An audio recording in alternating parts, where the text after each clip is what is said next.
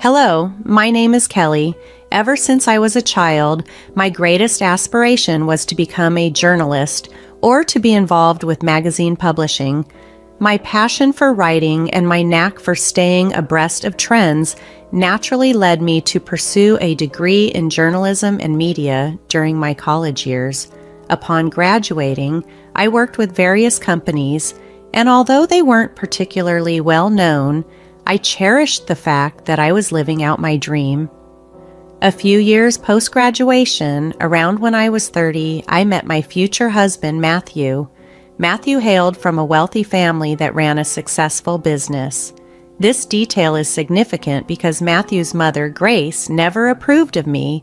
She often expressed her disdain, believing that I wasn't a suitable match for her son and criticizing me for my career in journalism and my academic background in the field. Initially, Grace's negative attitude and harsh words were deeply hurtful. It's challenging when someone continually undermines you, but for reasons known only to her, Grace felt it was acceptable to treat me in such a manner. Thankfully, Matthew was always quick to defend me against his mother's cruel remarks.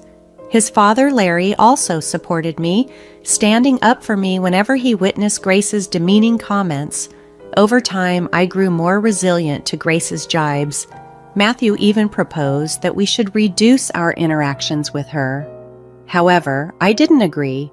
Matthew was involved in the family business alongside his father, and reducing contact with his mother might have created an uncomfortable situation for Larry, who was genuinely kind-hearted. I didn't want to be the reason for any strain in their family dynamics, nor did I want Matthew to sever ties with his family. Through it all, I learned the value of patience and resilience, understanding that maintaining family relationships sometimes requires navigating complex emotions and challenging circumstances.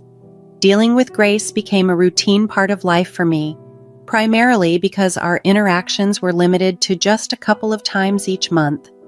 However, the dynamic shifted dramatically when Larry, her husband, needed to travel overseas for a business venture. Grace, not wanting to stay alone, ended up staying with Matthew and me until Larry's return. I had reservations about this arrangement, but held firm to the belief that family should be a priority. Living with Grace proved to be quite challenging. She had a knack for finding fault in almost everything I did, and her critical comments were relentless. Despite this, I managed to endure her presence without letting it affect me personally, as long as she didn't cause any actual harm. However, my tolerance was put to the test during a particularly stressful week at work. I was tasked with leading a major redesign of a section in our magazine, a project crucial not only for the publication, but for my career as well. Success could lead to a promotion. Grace, oblivious to the importance of this project, seemed indifferent to the pressure I was under. Her presence in our home meant she witnessed firsthand the stress I was dealing with as the presentation neared. On the evening before the presentation, while discussing my anxieties with Matthew, Grace overheard us. She entered the living room and decided to interject with her opinions. As I expressed my fears about failing in front of the company's top executives and potentially jeopardizing my promotion, Grace bluntly dismissed my concerns. "Well, Kelly, I overheard your conversation, and honestly, you probably don't have the skills for this. You'll likely do poorly tomorrow," she said, unsolicited. Her words were harsh, and she added insultingly, "Just see it as an opportunity to quit and perhaps focus on being a housewife." Her comment stung, revealing not just a lack of support, but a deep-seated disregard for my professional aspirations.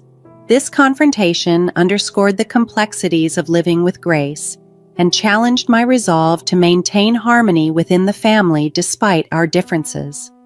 Grace's remarks that evening crossed a boundary when she suggested that maybe I'd be more suitable for her son if I gave up my career. "I can't believe he married a journalist," she said disparagingly. Her words were laced with scorn, and it was clear she intended to belittle my profession and my worth. Frustrated, I responded firmly, "Mom, you're overstepping. I don't have time for this nonsense. I have more important things to worry about than your opinion of me or my relationship with your son." Grace seemed shocked by my assertiveness. "How dare you speak to me like that? So it's fine for you to insult me, but not for me to defend myself," she retorted, turning to Matthew. "Say something. Your wife is disrespecting your mother." Matthew calmly sided with me, stating, "She's just defending herself, Mom. I don't see anything wrong with it." Grace accused me of manipulating Matthew, saying, "Look how easily you turn your back on family. Kelly will regret this." Her intrusion into our private conversation and the blatant insults left me seething with anger. Matthew attempted to apologize for his mother's behavior, but I stopped him. He wasn't to blame for her hurtful words. After the confrontation, we decided to end the night and retired to bed. My mind was too preoccupied with the upcoming presentation to dwell on Grace's threat. The next morning, I arrived at work early, ready to give my presentation. However, when I opened my laptop, I was met with a heart-stopping surprise. All the files on my desktop were missing, and my laptop appeared to have been reset. Panic set in as I quickly checked my email, hoping my earlier precautions would save me. But even my emails had been deleted, including the trash. Overwhelmed and on the verge of tears, I explained the situation to my boss. His reaction was far from understanding. He reprimanded me harshly before instructing me to forget the presentation altogether. The weight of the situation was crushing, and I struggled to hold back tears, feeling both betrayed and helpless at that moment. When I discovered that my boss had a backup presenter in case I faltered, it became painfully clear that my prospects for advancement at the company were bleak. Devastated by the turn of events, I rushed home, tears streaming down my face. Matthew was still at home, and upon seeing my distress, he decided to take the day off to support me. He embraced me as I wept, and once I had somewhat regained my composure, he gently inquired about what had transpired. "What's wrong, honey? Didn't the presentation go well?" he asked, puzzled. "There was no presentation, at least not by me," I replied, my voice still trembling. "What do you mean? You put so much effort into it. You barely slept these past few days because you were working so hard," Matthew said, his concern deepening. I explained the heartbreaking situation. When I got to work, I opened my laptop only to find that everything had been deleted. "How did that happen?" he asked, bewildered. "It was both embarrassing and humiliating to have to explain it to my boss," I admitted, feeling the sting of the memory. "Didn't you back it up somewhere else?" "I did. I emailed it to myself, but my inbox and even the trash had been emptied," I explained, the frustration evident in my voice. Matthew's face fell with sympathy. "I'm so sorry this happened. What did your boss say?" "He was furious and called me unprofessional and lazy. He had someone else ready to do the presentation," I said, the bitterness hard to hide. "But you still have your job, right?" Matthew tried to find a silver lining. "Yes, but I'm stuck. There's no room for me to advance or move. I'm done here," I declared, defeated. "Don't worry, honey. You'll find a better job. I'll be here for you through it all. Just keep working here until you're ready to leave," he reassured me, his support unwavering. "Yeah, I'll give my notice now. I can't believe I worked so hard for this, and just when I was close, it all slipped away," I said, the realization sinking in. The incident left me deeply affected. I take pride in my work, and to have a project fall apart so disastrously was traumatic. Though I continued to work there for another week, my heart wasn't in it anymore. I submitted my resignation, counting down the days until I could leave. Throughout this ordeal, Grace's reaction was oddly gleeful. She once saw me in tears and made snide remarks, gloating over my misfortune. Initially, her words fueled my anger, but eventually I realized that her satisfaction with my struggles only reflected her bitterness. As I reflected on Grace's behavior, I couldn't shake the suspicion that her delight might stem from the hope that I would finally quit my job and become a housewife, or perhaps more unsettlingly, that she had a hand in the ruin of my career. The thought that Grace might have sabotaged my laptop haunted me, fueling a nagging intuition that she was involved in the disaster. Before approaching Matthew with such a serious accusation, I knew I needed concrete proof.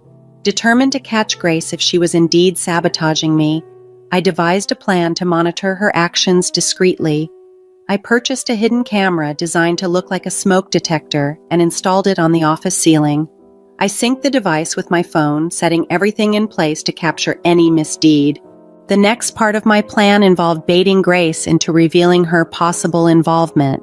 I made it a point to appear visibly stressed and anxious around the office, hoping to draw her attention.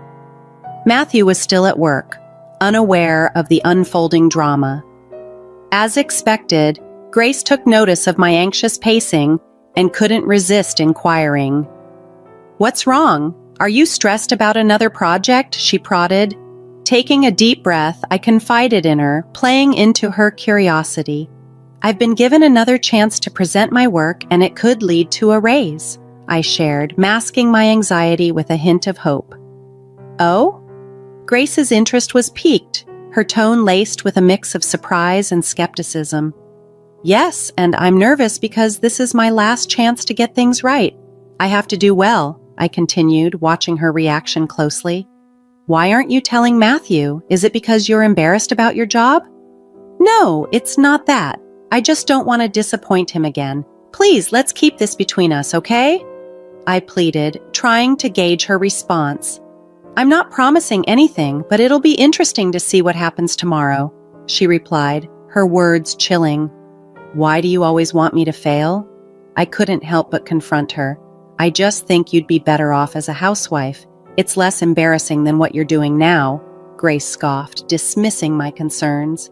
Frustrated and needing space to prepare, I finally said, "I don't have time for this and I don't care what you think. Please leave me alone so I can practice my presentation before Matthew gets home." With that, Grace left, and I was left to hope that my hidden camera would reveal the truth behind her unsettling satisfaction. Grace's smirk as she glanced at my laptop was unsettling, and it lingered in my mind long after she had left the office. I stayed put a little while longer, finally leaving only when Matthew arrived home. Throughout dinner, Grace's occasional smirks continued, each one sending a ripple of unease through me. Later that night, after Matthew and I had settled into our usual routine of watching a few episodes of our favorite TV series, I decided it was time to check the footage from the hidden camera I had installed in my office. As we watched, the screen showed no unusual activity until around midnight. That's when Grace stealthily entered the office. I hastily showed Matthew the live feed on my phone. Initially puzzled, he soon watched in disbelief as Grace tampered with my laptop, causing it to shut off and restart. Matthew's expression turned from shock to anger as he realized what was happening. Meanwhile, the camera captured Grace rifling through my files. Unable to contain his frustration, Matthew stormed into the office. He burst through the door, startling Grace, who spun around, caught in the act. "What are you doing in here, Ma?" Matthew demanded, struggling to maintain his composure. "Oh, nothing really," Grace replied nonchalantly. "Then why is Kelly's laptop open? Are you accusing me of going through her stuff?" Matthew pressed. "I think you did more than just go through it, Mom. Did you come here to tidy up at midnight? And Kelly isn't the type to leave her laptop open. You know that," Matthew retorted. "Don't talk to me like that. I'm still your mother," Grace shot back defensively. "Yeah, my mother who seems to enjoy hurting and sabotaging my wife," Matthew replied, his voice firm. "We caught you on camera resetting Kelly's laptop." "You were spying on me? That's disgusting! How could you film me without my consent?" Grace exclaimed, her indignation feigned. "I didn't put cameras in your room. I installed one in my office, and you went in there without my permission," I interjected, supporting Matthew and clarifying our intentions. The confrontation revealed the extent of Grace's interference and deceit, and it was a pivotal moment for all of us, testing the limits of familial loyalty and trust. Despite the wrongdoing, Matthew remained firm in his decision. "Even if it was wrong, it's nothing compared to what you've done to Kelly. I want you out of our house tomorrow," he declared unwaveringly. Grace protested, her voice tinged with desperation. "But I'll be all alone." "I don't care. I don't want to talk to you," Matthew replied, his mind made up. The next morning, Grace attempted to delay her inevitable departure by busying herself with breakfast preparations and washing dishes. However, Matthew was resolute. As soon as she finished, he came downstairs with her bags packed and informed her that he had ordered her an Uber. Grace pleaded tearfully for him to let her stay, a rare display of vulnerability from someone who typically induced tears in others. Matthew, however, remained indifferent to her pleas and retreated to our room. Left alone with me, Grace lashed out, accusing me of setting her up. I responded calmly, yet firmly, "If anyone should be yelling, it's me. You're lucky I haven't shared the footage with your friends and family. If they knew what you did, you'd lose them all." My words effectively silenced her. After Grace's departure, I felt a profound sense of relief. Though still troubled by my job situation, I was confident in my ability to recover and excel. Matthew supported me wholeheartedly through it all. Once my notice period was over, I took some time off to rest and plan my next steps. In the following months, I enrolled in courses related to different aspects of my field, focusing on a particular niche that could propel me further. My resolve not to expose Grace was driven by a desire to rise above her negativity and prove my capabilities on my terms. With Matthew's connections, a benefit of his family's wealth, I secured several promising recommendations. His unwavering support, coupled with my experience, eventually led me to a breakthrough. I was appointed as the chief editor at a globally recognized magazine. The work was challenging but fulfilling. Along the way, the goal of proving myself to Grace faded into the background. In fact, during those transformative months, we had no contact with her at all. My journey to becoming chief editor not only marked a professional triumph, but also a personal liberation from the need to validate my worth to someone who had doubted me. Matthew continued to maintain a professional relationship with his father, Larry, as they worked together, but we heard very little from or about Grace. Larry hinted that Grace was still harboring some resentment, though he remained tight-lipped about the specifics. Despite this, I was relieved that Grace seemed to take my warning to heart. However, I knew a confrontation was inevitable, especially when I learned that both Grace and Larry were invited to a significant company event I was attending. The party was a grand affair, attracting numerous prominent figures. Matthew and I made sure to look our best, aware that we were now both influential figures in our rights. Upon our arrival, Larry and Grace noticed us and waved us over. We approached, exchanging greetings. Grace gave me a critical once-over and smirked. "Look at you, trying to fit in," she sneered. "Ignore her, Kelly. You look lovely as always," Larry interjected kindly. "Thanks, Larry. How have you been?" I asked, trying to steer the conversation away from Grace's snide remarks. "Yeah, how's unemployment treating you?" Grace cut in, her tone sharp. "Wait, you're unemployed?" Larry asked, genuinely surprised. "Oh yeah, she messed up at her job and they let her go. I've always said she's not good enough for our son. Look at her. She can't even keep a job," Grace mocked with a malicious grin. "That's enough, Mom," Matthew intervened sternly. "Stop siding with her. It's bad enough having to see her everywhere. We wouldn't have to if you just left her like I said," Grace insisted stubbornly. "Okay, that's enough. Either you stop talking or I'm leaving," Matthew warned, his patience thinning. "But Kelly, sweetie, if you need a job, let me know. It would be great to work with you," Larry offered, extending a sincere invitation. "That's kind of you, Larry, but I can't accept the offer," I replied, appreciating his gesture but choosing to decline. "Of course not. I told you she's lazy and incompetent," Grace muttered under her breath. Just then, my name was called out and the room erupted in cheers. I turned towards the small stage where the CEO was gesturing for me to come up. Excusing myself, I left Larry and Grace, Larry looking amused and Grace for once at a loss for words. Grace looked both confused and irate as the CEO commenced his speech, lauding my contributions to the company and my knack for introducing innovative ideas to the magazine. The room filled with applause and cheers, and soon I was beckoned to give a speech. Gratefully, I acknowledged Matthew's unwavering support and my colleagues' collaborative efforts that had significantly shaped the magazine. I concluded by thanking an unnamed critic, whose skepticism had unwittingly spurred me to excel. As I stepped off the stage, many congratulated me and curiously inquired about the critic, but I chose to keep that detail private. I rejoined Matthew, Larry, and Grace at our table. Matthew embraced me warmly, his pride evident, while Larry also stood to congratulate me with a hug. Grace, on the other hand, could only offer a cold glare. "Oh, Kelly, this is incredible. I can see why you wouldn't want to work with us," Larry remarked, his voice filled with genuine admiration. "Thanks, Larry. Although, I'll admit, if you'd offered me the job about 8 months ago, I might have taken it," I responded, reflecting on the past.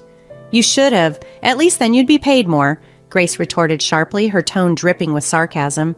"Paid more? More? I could never put a price on this," Larry quickly replied, defending the intangible rewards of my current role. "Right, she's not worth all that money," Grace scoffed dismissively. "No, I mean, I couldn't match what she's earning right now," Larry corrected, hinting at my substantial earnings. "What do you mean?" Grace asked, her confusion apparent. "Do you want me to tell her, Kelly? It might come off as boasting if I say it," Larry offered, looking at me for permission. "Kelly makes at least 6 times more than I do in her current position," Larry revealed, causing Grace's eyes to widen. "Oh yeah, she must be making way more than Matthew or I could ever imagine," Grace exclaimed, her tone shifting from disbelief to grudging acknowledgement. "That can't be right. You must be mistaken," Grace insisted, still struggling to accept the reality. "He's not mistaken, Mom. I did mean it when I thanked you. You've been nothing but a bully to me, and I hope to see me more successful than anyone in your family stings. Anyway, I have other people to talk to. Excuse us," I said firmly, ready to move on from the negativity. "Grace, Larry, feel free to join us anytime. Goodbye," I concluded as Matthew and I left the table, leaving a stunned Grace behind. Larry chuckled and raised his drink to me as Matthew and I walked away, a gesture of solidarity and celebration. I had never felt more alive and validated.